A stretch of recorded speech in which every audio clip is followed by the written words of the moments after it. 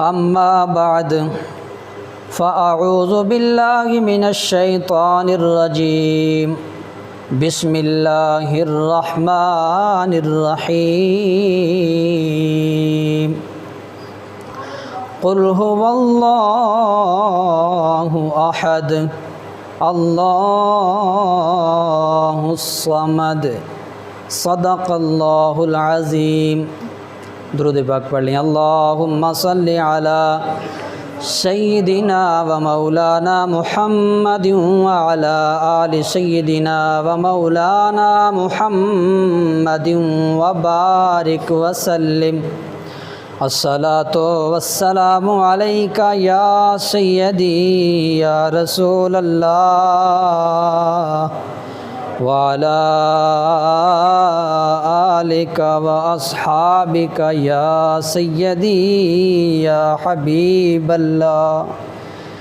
رب کریم نے ہمیں اپنی زندگیوں میں جمعۃ المبارک کی بابرکت ساعتوں میں سے بابرکت لمحے ایک مرتبہ پھر عنایت فرما کر ہمیں اپنی زندگی کو سنوارنے، اپنی آخرت کو بنانے اور اپنے اللہ کو منانے کے خوبصورت لمحے پھر سے عنایت فرمائے ہیں۔ اللہ کرے کہ جمعۃ المبارک کی یہ بابرکت ساعتیں ہمارے لیے توشہ آخرت بنیں اور ہماری من کی دنیا میں اجالے کا سبب بنیں، ہماری اچھی نیتوں پر رب کریم اچھا ثواب نصیب فرمائے، اور قرآن پاک کی یہ آیات، مسجد کے اندر گزرنے والے یہ لمحات اور اللہ کی حضور بابرکت لمحوں میں کی جانے والی مناجات ہمارے لیے دنیا و آخرت میں آسانیوں، عافیت اور برکتوں کا سامان پیدا کرے۔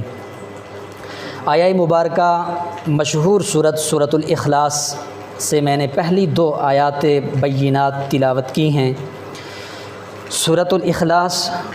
اپنے حجم کے لحاظ سے انتہائی مختصر ہے، لیکن اپنے معنی، مفاہیم اور اپنے فلسفہ اور اپنے پیغام کے لحاظ سے کسی بڑی صورت سے کم نہیں، بلکہ آقا کریم صلی اللہ علیہ وسلم نے اس صورت کو قرآن کا تہائی قرار دیا اور فرمایا کہ جو 3 مرتبہ اللہ کی رضا کے لیے جو سورۃ الاخلاص کی محض 3 مرتبہ تلاوت کرتا ہے، گویا کہ اس نے پورا قرآن تلاوت کرنے کا شرف حاصل کیا۔ اتنی بابرکت صورت ہے۔ اکثر لوگ یا یوں کہیں کہ ہمارے معاشرے میں 95% لوگ سورۃ الاخلاص کو نماز میں پڑھتے ہیں، یا یوں کہیے کہ پورے عالم اسلام میں 95% لوگ نمازوں میں سورۃ الاخلاص کی تلاوت کرتے ہیں، اور کرنی بھی چاہیے، لیکن یہ اس وجہ سے نہیں کہ قرآن کی کوئی اور صورت یاد نہیں ہوتی، تو محض اس لیے زبان پر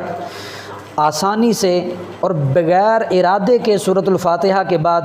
چڑھ جاتی ہے، تو ہم کفواً احد پر پہنچ جاتے ہیں، نہ ہمیں مفہوم سے کوئی مطلب ہوتا ہے، نہ ہم اس کے معنی سے آشنا ہوتے ہیں، نہ ہی اس کی لذت ہمارے من میں اترتی ہے، نہ ہی ہمارے قلب کے اندر کوئی اس کی لذت کا احساس محسوس ہوتا ہے، نہ ہی ہمارے کوئی وہم و گمان کے اندر توحید، اللہ کی وحدانیت، یکتائی اور اس کے اختیار اور بے نیازی سے متعلق کچھ معلومات یا کچھ برکتیں ہمیں نصیب ہوتی ہیں۔ تو ایسا ہے کہ لوگ تو محض عادت کے تحت اس صورت کو نماز میں پڑھتے ہیں، لیکن ایک صحابی محبت کے ساتھ اس صورت کو نماز میں پڑھا کرتے تھے، بلکہ ان سے متعلق یہ ہے کہ کسی شخص نے ان کے پیچھے نماز پڑھی تو اسے سورۃ الاخلاص سنائی دی، اور پھر اس نے دیگر مواقعوں پر اسی امام کے پیچھے نماز پڑھی تو سورۃ الاخلاص ہی کی تلاوت سنائی دی، تو اس نے جا کر نبی کریم صلی اللہ علیہ وآلہ وسلم کی خدمت میں شکایت کی کہ یا رسول اللہ صلی اللہ علیہ وسلم، پورا قرآن ایک طرف ہے اور صحابہ میں سے اکثر کو یاد بھی ہے، اور جو ائمہ ہیں انہیں تو زیادہ صورتیں یاد ہوتی ہیں، لیکن یہ امام صاحب یہ تو ہر نماز کے اندر یا جب بھی مجھے موقع ملا ان کے پیچھے اقتداء میں نماز پڑھنے کا تو انہوں نے سورۃ الاخلاص ہی پڑھی ہے، تو اس شکایت پر آقا حضور علیہ الصلوۃ والسلام نے اس امام کو بلایا۔ اب شکایت کا لگانا بھی یہ ظاہر کرتا ہے کہ صحابہ ہر نماز میں صرف سورۃ الاخلاص کا تکرار پسند نہیں کرتے تھے، اور پھر شکایت لگنے کے بعد حضور کا امام کو بلانا یہ بھی اس چیز کی دلیل ہے کہ حضور بھی بغیر کسی وجہ کے سورۃ الاخلاص کا ہر نماز میں تکرار پسند نہیں فرماتے تھے۔ تو حضور نے شکایت کو قبول کر کے امام کی طرف قاصد بھیجا، امام صاحب حاضر ہوئے، آقا حضور علیہ السلام نے فرمایا آپ کے مقتدی شکایت کر رہے ہیں کہ آپ ہر نماز میں سورۃ الاخلاص ہی پڑھتے ہیں، جبکہ قرآن کی اور کتنی نورانی چمکتی دھمکتی پر نور صورتیں اور آیات موجود ہیں، لیکن آپ محض سورۃ الاخلاص پر ہی اکتفا کیوں کرتے ہیں؟ اللہ اکبر! پھر صحابی تو پھر صحابی امام ہو اور قرآن اس نے نبی کی زبان سے سنا ہو اور منظر اس نے اپنی آنکھوں سے دیکھے ہوں،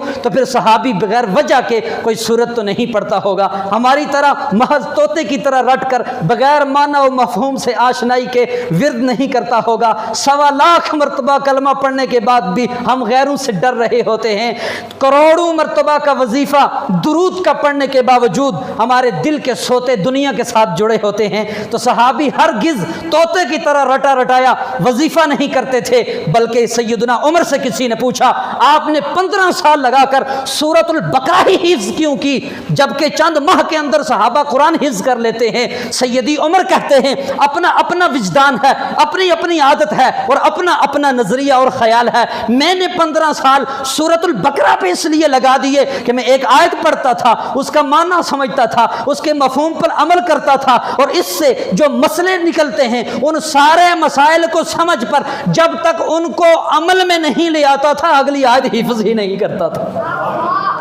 اور کہا جی آپ ہر نماز کے اندر سورۃ الاخلاص ہی کی تلاوت کرتے ہیں، اس کی وجہ کیا ہے؟ اللہ اکبر! صحابی کی آنکھوں میں آنسو آ گئے، بڑے ہی ادب کے ساتھ بولے حضور مجھے سورۃ الاخلاص سے محبت ہے، مجھے سورۃ الاخلاص سے پیار ہے، میں سورۃ الاخلاص سے عشق کرتا ہوں، اس لیے کہ اس کا ہر لفظ خدا کی یکتائی کو بیان کرتا ہے، اور اس کے ہر حرف کے اندر یہ پیغام ہے کہ اے حضور کے امتی، اللہ کے بندے، عز و نیاز کے ساتھ رب کے حضور نماز میں کھڑے ہونے والے سن اور کہہ کہ هو اللہ احد، اللہ ایک ہی ہے، باقی سب جھوٹ ہے، سب فراڈ ہے۔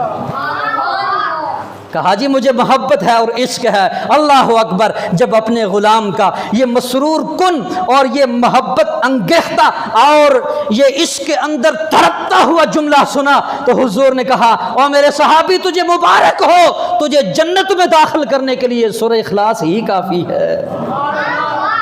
اللہ اکبر! تو کہا قرآن پڑھ تو پھر محبت کے ساتھ پڑھ، قرآن سے جب محبت کے ساتھ تو لو لگائے گا تو یقین کر یہ قرآن تیرا مسیحا بن جائے گا، چونکہ اس کی ہر آیت پیغام ہدایت ہے، اس کا ہر لفظ پیغام شفا ہے۔ قل للمؤمنین، کہہ دیجئے مومنین سے،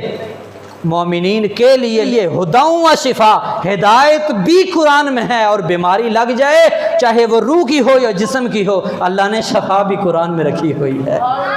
ورحمت، اور اس کے اندر سکون بھی ہے۔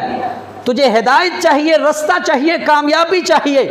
تجھے ٹینشنوں سے چھٹکارا چاہیے، گھریلو ناچاکیوں سے نکلنا چاہتا ہے، رزق میں برکت چاہتا ہے، کاروبار میں ترقی چاہتا ہے، معاشرے میں عزت چاہتا ہے، اولاد میں فرما برداری چاہتا ہے، تو سکون چاہتا ہے، عافیت چاہتا ہے، تجھے جو کچھ بھی چاہیے اگر ہے تو مومن، ہدیٰ و شفا، ہدایت بھی قرآن میں رکھی ہے، شفا بھی قرآن میں رکھی ہے۔ اور یہ محض تقریری جملے نہیں، یہ قرآن کا پیغام ہے کہ کسی نے رحمت حاصل کرنی ہے وہ قرآن کے نیڑے ہو جائے، وہ قرآن کے قریب ہو جائے۔ وہ ایک بوڑھا دیہاتی بابا جس کا ایک واقعہ عشق اور محبت کے معنوں میں اور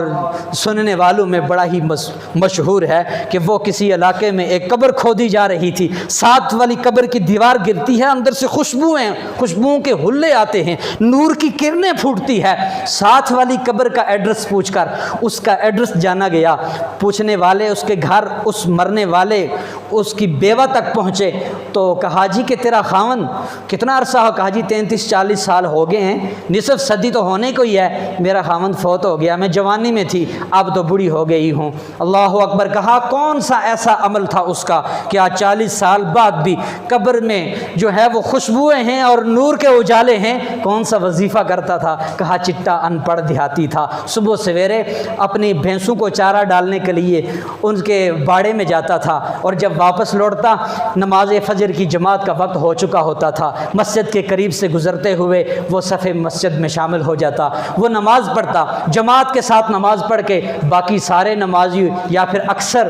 قرآن جو ہیں وہ اتار کے انہیں پڑھنے لگتے۔ یہ پڑھا ہوا نہیں تھا لیکن محبت بڑی رکھتا تھا، یہ جب دیکھتا دوسروں کو قرآن پڑھتا ہوا اس کی آنکھوں میں آنسو آ جاتے، اور یہ بوجھل قدموں سے گھر کی طرف واپس آتا اور گھر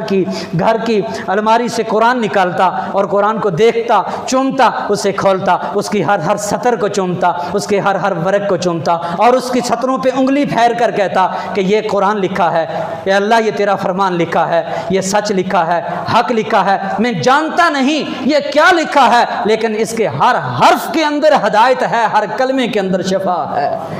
بس اس کا یہی وظیفہ تھا، اس کی برکت سے، محض اس سے محبت رکھنے، اسے چومنے، اسے دیکھنے، اسے رب کا پیغام کہنے کی برکت ہے۔ 40 سال گزر گئے ہیں، قبر میں آج بھی نور ہے، آج بھی خوشبوئیں ہیں، یہ قرآن کی محبت کی برکت ہے۔ تو جو لوگ قرآن سے جڑ گئے، اور پھر جو صحابہ قرآن سے جڑے اور عملی طور پر جڑے اور پورے جڑ گئے، اور یا ایھا الذین آمنوا ادخلوا فی السلم کافہ، اے ایمان والو اسلام میں داخل ہو جاؤ، پورے کے پورے داخل ہو جاؤ، پورے کے پورے، دو رنگی چھوڑ دے، یک رنگ ہو جا، سراسر موم یا پھر سنگ ہو جا، آدھا تتر آدھا بٹیر نہیں چلے گا۔ جب رب کی طرف آنا ہے پھر تجھے پورا آنا ہوگا، اور پھر اس میں تیری ایج کوئی اہمیت نہیں رکھتی، تو اپنی عمر کے تقاضے کے مطابق دین کی طرف نہ آ، بلکہ تو اپنی جوانی کے سجدے ہیں جو ہیں اپنے لیے ذریعہ بخشش بنا۔ اس وقت تو دین کی طرف آ، آنکھوں سے دکھتا بھی ہے، اپنے گھٹنوں کے بل تو زمین پہ جا بھی سکتا ہے، اپنی ٹانگوں کی طاقت سے رب کی عطا سے تو کھڑا بھی ہو سکتا ہے، تو قیام کے مزے بھی لے سکتا ہے، تو رکوع کی تسکین بھی لے سکتا ہے، اور تجھے سجدوں میں اپنی جبین اللہ کے حضور زمین پہ رکھ کر سبحان ربی الاعلیٰ کہہ کر اس لذت کو بھی اپنے من میں سمونے کی طاقت میسر ہے۔ ایسے لمحوں میں تو آ رب کی طرف۔ اگر تو اپنے اچھے دور میں، اگر تو اپنی جوان، اگر تو اپنے شباب کے لمحوں میں، اگر تو اپنی فہم، دانش، عقل، شعور، ذہن، صلاحیت اور تمام طرح کی عافیتوں کے ساتھ رب کے حضور جھکے گا، اور اس وقت رب تیرے پہ بڑا ہی کرم کرے گا جب تیری کمر جھک جائے گی، جب تجھے گھر والے بھی نہیں پوچھیں گے، جب اولاد کے لیے بھی نظروں میں تو کھٹکے گا، جب تیرا تھوکنا بھی اولاد کو پسند نہیں آئے گا، جب معاشرے میں تیری کوئی وقت ویلیو نہیں رہے گی، تیرے سامنے تیری جوان اولاد دن دناتی پھرے گی، تجھے پانی کا گلاس تک بھی کوئی نہیں پوچھے گا۔ ان لمحوں میں رب ایسے لوگ پیدا کر دے گا جو تیرا دل بھی بہلایا کریں گے، تیری عزت بھی کیا کریں گے۔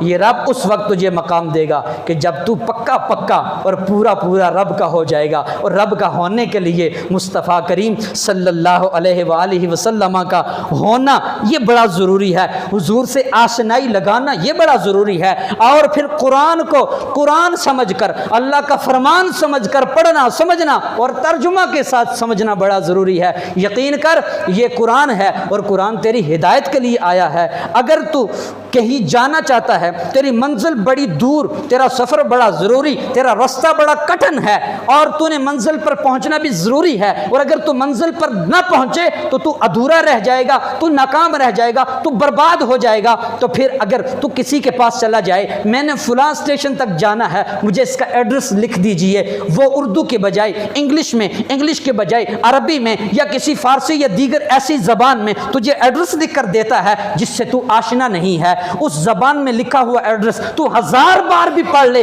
تو منزل تک نہیں پہنچ سکتا، منزل تک تو فقط اس وقت پہنچے گا جب تو اس ایڈریس کو اپنی زبان میں ٹرانسلیٹ کرا کر سمجھ کر منزل کی طرف قدم بڑھائے گا۔ اگر تو عام سی منزل تک بغیر ٹرانسلیٹ کے نہیں پہنچ سکتا تو یاد رکھ جنت کا دروازہ اتنا آسان نہیں ہے۔ اگر تو پانا چاہتا ہے پہلی فرصت میں گھر جا کر قرآن کو ترجمے سے پڑھنا شروع کر، تیرے من کی غلاظتیں بھی دور ہو جائیں گی، تیرے سفر بھی سارے آسان ہو جائیں گے۔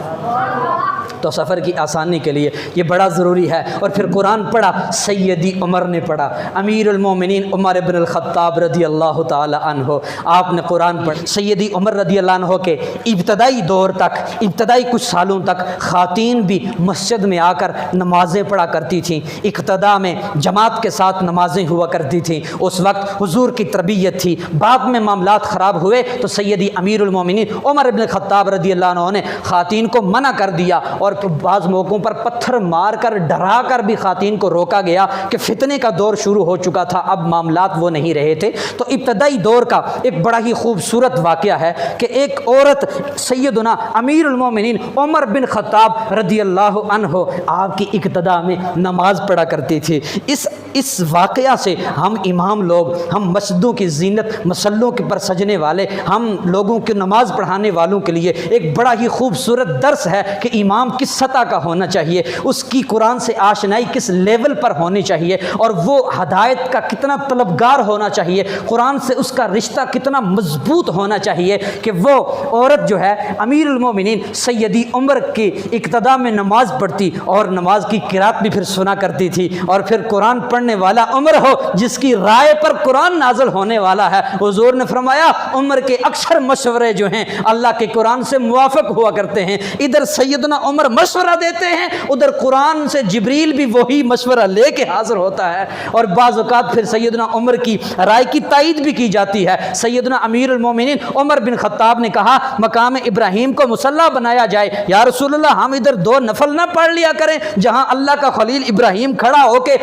حرم کی تعمیر کیا کرتا تھا؟ ادھر سے قرآن آ گیا، کہا عمر جو کہہ رہا ہے یہ کر لینا چاہیے، وَعَهِدْنَا إِلَىٰ إِبْرَاهِيمَ وَإِسْمَاعِيلَ أَن طَهِّرَ بَيْتِيَ لِلطَّائِفِينَ وَالْعَاكِفِينَ وَالرُّكَّعِ السُّجُودِ کی شان رکھنے والے یہ ابراہیم جس جگہ کھڑے ہوتے تھے، من مقام ابراہیم مصلی، عمر جو کہہ رہا ہے اس مقام کو مصلی۔ تو وہ عورت جو ہے امیر المومنین کے پیچھے نماز پڑھا کرتی تھی۔ ایک نوجوان اس عورت سے عشق کرنے لگا اور جا کر اسے کہنے لگا میں تجھے پانا چاہتا ہوں، حاصل کرنا چاہتا ہوں، ملاقات کا کوئی وقت عنایت کر۔ اس عورت نے کہا ایک شرط ہے، اگر تو یہ شرط پوری کر دے تو میں تیری ہر خواہش پوری کرنے کے لیے تیار ہوں۔ کہا جی میں تیرے لیے تو آسمان کے ستارے توڑ کے لا سکتا ہوں، تو منہ سے بول، پہلی فرصت میں میری گردن بھی حاضر ہے، خون کا ایک ایک قطرہ بھی حاضر ہے، میں تیرے عشق میں اور تیرے حسن کے جلووں میں گم ہو گیا ہوں، میں پہلی فرصت میں تجھے پانا چاہتا ہوں، تیرے علاوہ مجھے دنیا کی کوئی شے اچھی نہیں لگتی۔ اس نے کہا میری شرط یہ ہے کہ تو 40 دن تک فجر کی نماز سیدنا عمر کے پیچھے جماعت کے ساتھ پڑھ، لیکن شرط یہ ہے کہ تو کوئی ناغہ نہ کرے، اس کے بعد جو تیرا فیصلہ ہوگا میں قبول کرنے کے لیے تیار ہو جاؤں گی۔ جوان نے کہا یہ تو بڑا آسان سا کام ہے، میں تو پوری رات تیرے عشق میں جاگتا ہوں، فجر پڑھنا کون سا مشکل ہے۔ اس نے نماز فجر امیر المومنین سیدنا عمر مراد رسول کی اقتداء میں جب پڑھنا شروع کی، 40ویں فجر تھی اور عورت حسب وعدہ اس مقام پر منتظر کھڑی تھی کہ جوان آ رہا ہے اور اب اس سے 2-4 باتیں ہو جانی چاہیے، ذرا دل کی کیفیت کو دیکھ لینا چاہیے، روحانیت اس کی کہاں تک پہنچی ہے، ذرا آشنائی ہو جائے۔ اللہ اکبر، وہ عورت اس کنارے نکر چوک پر منتظر کھڑی تھی اور یہ جوان سر جھکا کے پاس سے گزر۔ عورت بول کے پوچھتی ہے او جوان تجھے کیا ہو گیا، تو میرے لیے آسمان کے تارے توڑ کے لانے کے دعوے کر رہا تھا، آج تو نظریں چرا کر گزر رہا ہے۔ کہا ارے پلیے لوکے تو سائیڈ پہ ہو جا، اب عمر نے میرا دل قرآن کے ذریعے رب سے جوڑ دیا ہے، اب نہ تیری طلب رہی ہے نہ تجھ سے کوئی عشق رہا ہے۔